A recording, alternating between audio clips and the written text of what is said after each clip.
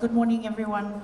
As has been highlighted by the Honourable Minister, we are at the moment assessing all the budget submissions that we have received, and we are also meeting with FRCS to discuss some of the submissions.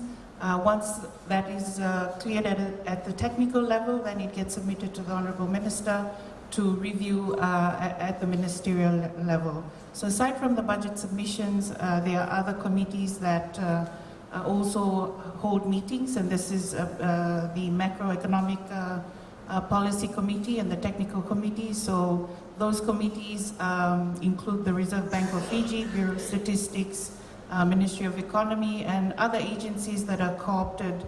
And basically what we do is look at the forecast for the next financial year, and the forecast, the GDP forecast also underlines a lot of the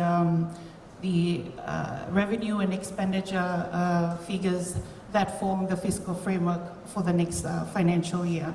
So that's generally where we are, but if there are any particular questions in relation to the budget process, we'll be happy to answer those. Thank you.